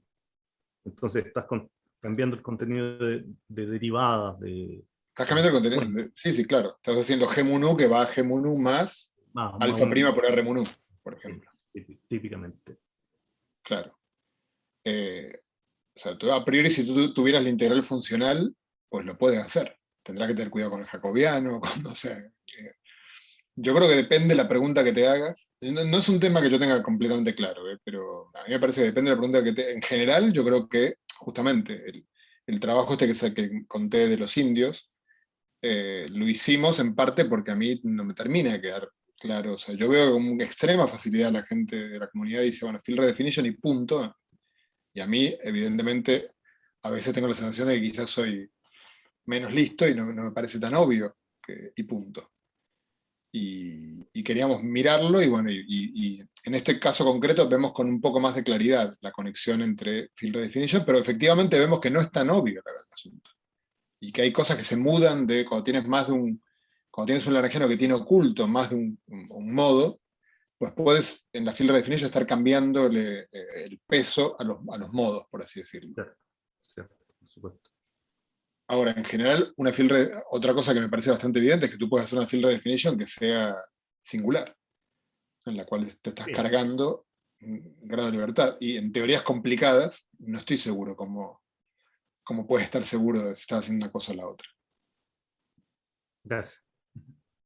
Y usualmente en cuerdas, ¿cierto? Se dice que el approach de las amplitudes de scattering es invariante bajo field redefinitions y por eso se trabaja en el cálculo de correcciones Higher Curvature atacando la estructura de scattering, ¿no? de amplitudes de scattering. Eso yo no lo cacho bien. Entonces te quería preguntar, o sea, esa frase debe ser cierta. Pero sí, esa frase debe ser cierta, pero yo sospecho, y no estoy seguro, pero sospecho que es cierta en torno a espacio plano, o quizás ADS o DS. No creo que sea cierta en general, porque yo creo que usas ahí el hecho de que el Riemann es o cero o constante, básicamente, en esa afirmación. No creo que sea general, la verdad. Pero claro, como siempre se hace scattering de gravitones, básicamente en espacio plano, bueno, la gente lo hace donde se puede hacer, ¿no? Pero... Cristóbal Corral tiene una pregunta. ¿Puedo comentar la última cosita, por favor? Que la field redefinition igual se puede pensar como un cambio de frame en algún sentido. Entonces, no tiene nada de malo en que haya un frame en que las cosas sean particularmente simples, ¿no? Y uno trataría de trabajar en ese frame, pero claro, la física, sea lo que fuere que significa eso, tiene que ser invariante bajo field redefinitions, pero si hay un frame simple, es mejor quedarse trabajando en ese frame. Eso. Sí, o sea, la física, si uno hace una field redefinition correcta, pues la física debería permanecer invariante, pero es cierto que luego hay un frame que es el frame, o sea, si uno experimenta si partes de teoría de cuerdas y experimentas la gravedad la experimentamos en el Einstein frame. O sea, no vemos el acoplamiento de un campo escalar como el que sale del string frame. Entonces, hay un frame que es en el cual observamos la naturaleza.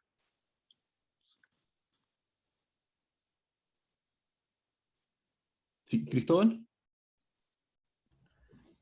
Sí, José, muchas gracias por tu charla. Tenía una pregunta con respecto del problema de valor inicial. Entonces, cuando estabas hablando de Einstein Cubic Gravity y se ponían en el contexto de cosmología, ustedes eran capaces de probar que tenía un problema de valor inicial bien puesto. Uno podría pensar que eso quizás, o a lo mejor me perdí un poco antes de tu explicación de Einstein Cubic Gravity, uno podría pensar que a lo mejor eso puede ser un efecto del tipo de simetrías que estás utilizando al momento de hacer este estudio. ¿Eso es así o en general, si es que uno toma Einsteinian Cubic Gravity y no le pide nada, ninguna simetría a la métrica, tiene un problema de Cauchy bien puesto? No, sí. Muy buen comentario, no, por supuesto que cuando me refería exclusivamente al ansatz de Friedman-Lemaitre-Robinson-Walker, o sea, un espacio muy simétrico. Hay un trabajo, de hecho eso es bueno, en la parte de conclusiones tenía puesta la referencia y las discusiones, incluso también un trabajo de Julio, respecto de eso. Cuando uno estudia perturbaciones cosmológicas, que es algo que uno quiere hacer si quiere aplicar esto a cosmología, aparece el problema de que las perturbaciones te sacan de ese ansatz, y entonces uno puede tener problemas de diversa índole, como los que mostró Starobinsky, por ejemplo. Y hay uno medio más grave, con mi estudiante Alejandro Vilar, que para los que lo conocen se doctora pasado mañana, así que mándenle saludos.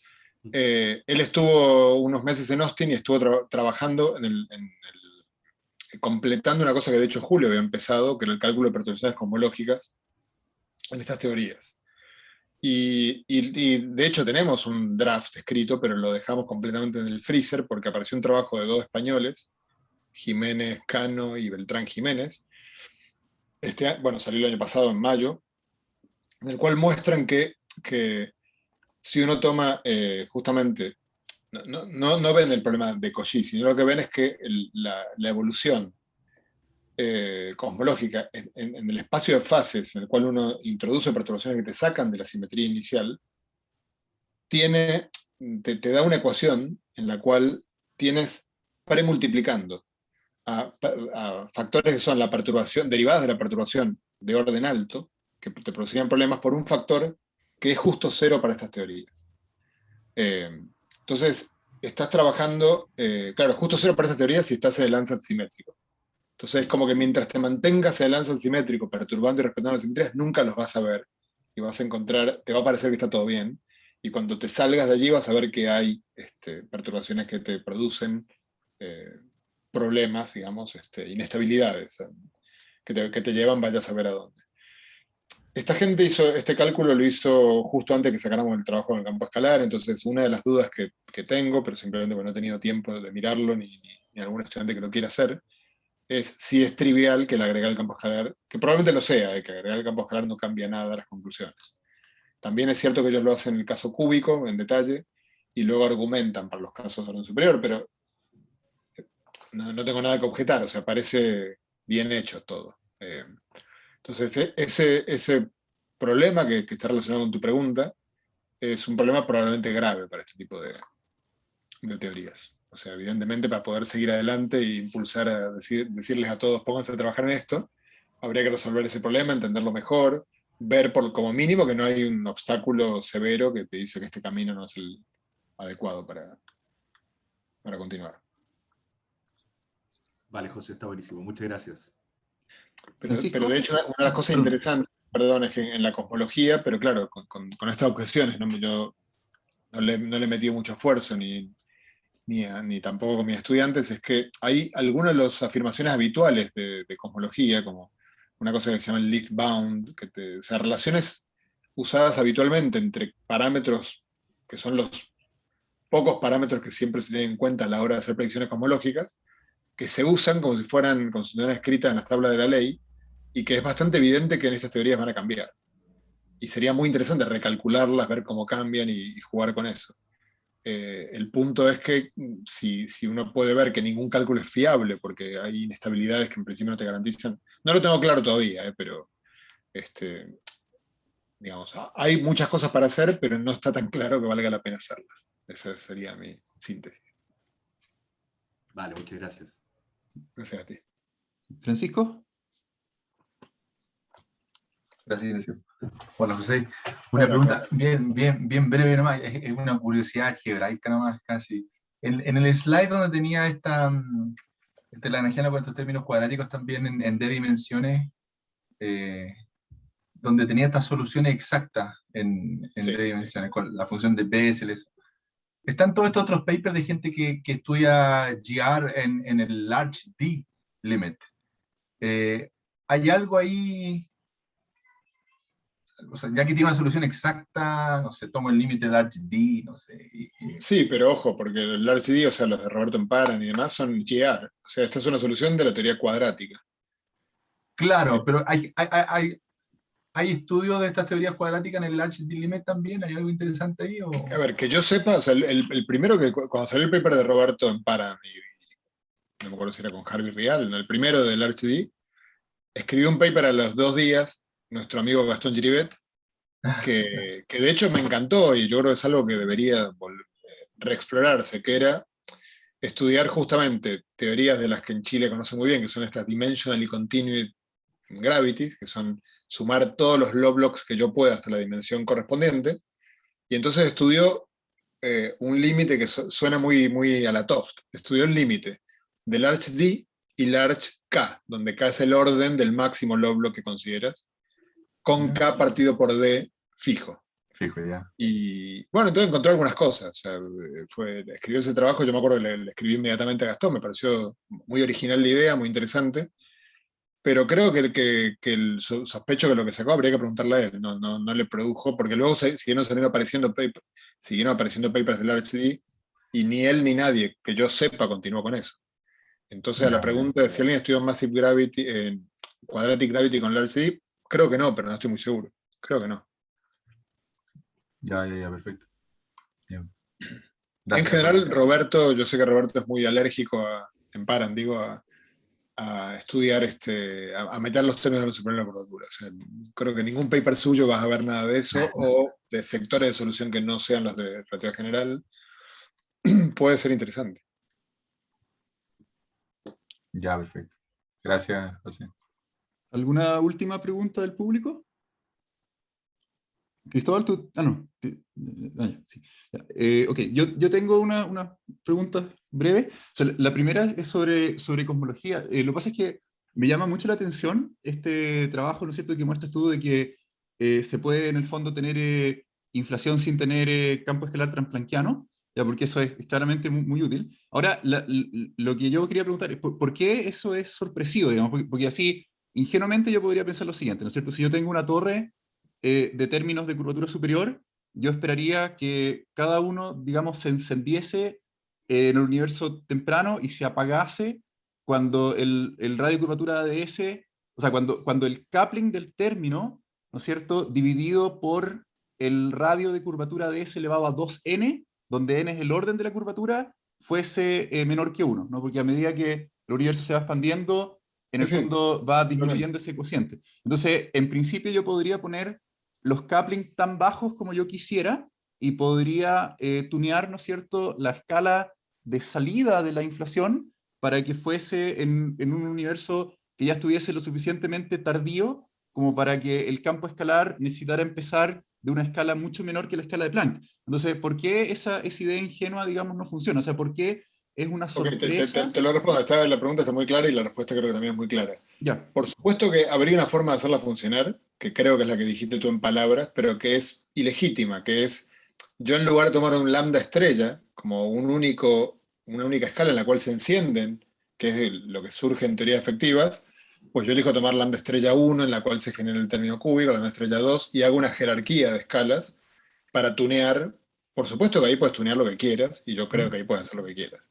Ahora, eso sí que es muy poco natural y muy poco fácil, o sea, difícil de defender, ¿no? O sea, está claro, tuneando. Una vez que te das cuenta que los tuneos superior inflan, bueno, si tú eliges además que el coeficiente, al elegir lambda estrella 1, 2, 3, 4 distintos, en el fondo estás eligiendo, dicho desde el punto de vista de teorías efectivas, estás eligiendo que el parámetro que multiplica el término cuártico sea de orden 1, pero el que multiplica el término de orden 5 sea 10 a la 20, qué sé yo. Entonces, está resolviendo el problema transplanckiano, pero generando otro problema análogo, ¿no? El mismo tipo de problema, que es cómo justificas que un término sea tanto más grande que el otro. Ahora, si tú, todas mis afirmaciones fueron para el caso en el cual hay una única escala lambda estrella y todos los coeficientes son de orden 1. Entonces, de hecho, eso lo que produce es esto que mostré aquí, que inexorablemente, efectivamente, yo agrego términos hasta orden 1000 y voy a tener 1000, en principio, como 1000 escalones. Pero el escalón 1000 va a abarcar la casi totalidad de esto, y luego los otros son cada vez más chiquititos y casi no producen nada. Si tú quieres producir inflación plenamente en ese régimen, la densidad inicial tiene que ser transplanckiana. Si no lo quieres hacer, necesitas que el campo escalar infle también. Y para eso necesitas que phi sea mayor que raíz de 2m Planck. Cuando mencionaba antes, o sea, les recuerdo que cuando uno pone el campo escalar y el potencial puede ser, digamos, con cavidad positiva, tipo phi cuadrado, o con cavidad negativa tipo Higgs. Bueno, tipo Higgs partiendo de phi igual a 0, ¿no? Eso es lo que se suele llamar large y small field inflation, porque en el tipo Higgs tú puedes tener un plató larguísimo, entonces que el campo escalar esté ahí muy bajito, mucho tiempo, pero ahí también aparece el problema transplanckiano en lo que llaman el recorrido, no es recorrido el nombre. Bueno, tiene un nombre parecido a ese, o sea, o phi arranca de valores transplanquianos, o phi recorre valores transplanquianos. Ambos son problemas en el contexto de teoría cuántica de campos como teoría efectiva. O sea, en un caso es difícil argumentar que no tienes que meter efectos cuánticos en la gravedad, y en el otro es difícil argumentar que hayas podido, que no hayas necesitado considerar correcciones radiativas del campo de Higgs y quedarte solamente con esos términos que tienes allí. La gente que hace más teórica, digamos, si tú hablas con un cuerdista, o, bueno, en general tienen objeciones a esos argumentos, y por eso están todas estas conjeturas de Bafa que dice que inflación está mal, que inflación es... En algún momento yo puse, creo que por aquí, donde estaba, no lo puedo ver porque lo estoy viendo ustedes, pero en algún momento hice algo de Swampland, lo puse en los títulos, no me acuerdo cuándo, lo puse con una referencia cinematográfica. Perdón, pero es que no lo puedo ver.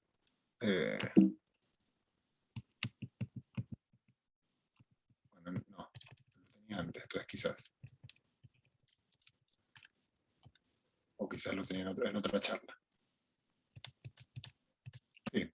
No, esto. Cuán verde. Hay una película que es de John Ford, creo que es.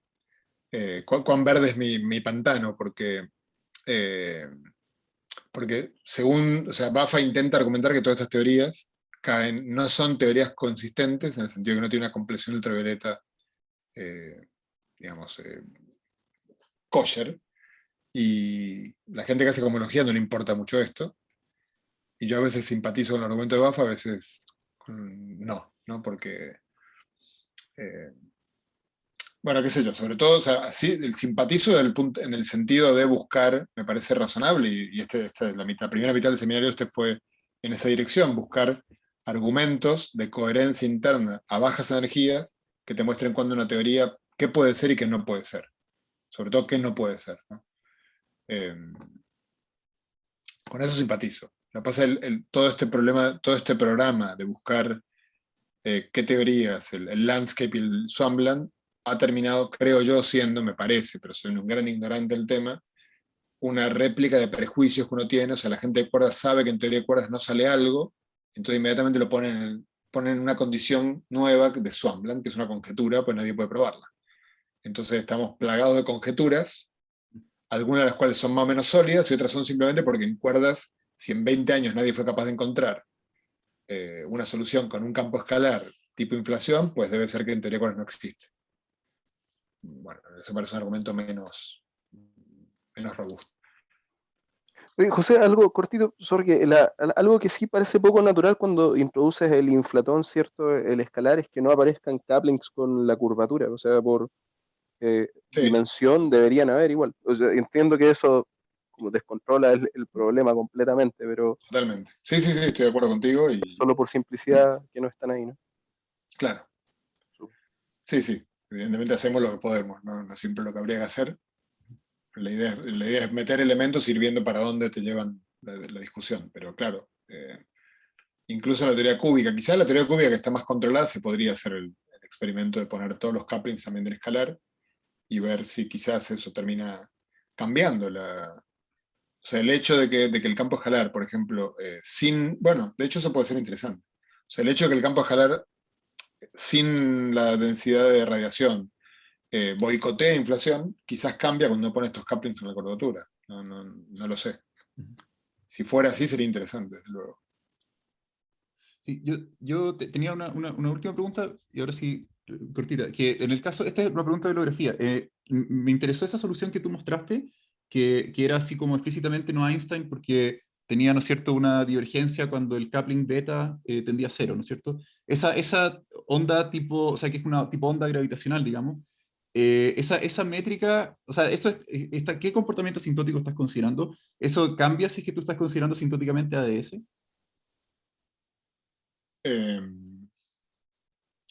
Bueno, yo creo que es una shockwave en espacio plano. Esa es la impresión que me da, sí, porque lo que pasa es shockwave que, claro, porque o sea, tú eres autor, digamos, somos autores, digamos, de este trabajo, ¿no es cierto?, de que en el fondo el comportamiento tipo Einstein, perturbativamente Einstein, es bastante robusto, en el caso de asintóticamente anti de Sitter, ese es el punto. Entonces, me extrañó, o sea, no sé si hay algo extraño o si hay algo como... O sea, me preguntaba, no sé si tienes algo que decir, ¿qué pasaría, por ejemplo, si tú tratas de tener un shockwave similar? Si podría existir un shockwave similar que tuviese ese comportamiento singular para un coupling beta arbitrario, porque el punto es que es para un coupling beta arbitrario, que es como, claro, es parte de una rama no Einstein, digamos, pero no es para un valor particular del coupling, no es para un fine tuning, es para un valor del coupling beta arbitrario. Me imagino que ese tipo de shockwave quedaría prohibida porque no sería compatible con la condición de asintóticamente anti de Sitter. Eso es lo que yo pensaría, digamos, ¿no? O sea, me llamó la atención, pensando en el contexto de la grafía. Digamos, no sé si tienes algo que decir al respecto. A ver, yo sospecho que, bueno, no estoy seguro, o sea, lo que voy a decir va a ser vago, pero eh, yo no estoy muy seguro si esta shockwave, si uno tuviera constante cosmológica, en una teoría cuadrática hay dos lambdas. Entonces yo sospecho que esta, que no está conectada con relatividad general, sería la que va al lambda que tiene el problema de Bol-Werdeser. Sí. Y esa sería mi sospecha, digamos. De este tipo de soluciones desconectadas serían las que están en una rama que no es la rama de Einstein-Hilbert, Claro. Y por lo tanto con otra clase de problemas que impedirían usarla en holografía, ¿no? Porque por lo menos en la teoría cuadrática seguro que tendría una constante Newton efectiva negativa. Claro. Eso. Por lo tanto, una carga central negativa, sí. La teoría conforme dual, no tendría sentido. Ya, ok, perfecto. Ya, muchas gracias y gracias de nuevo por el seminario. Voy a dejar de grabar.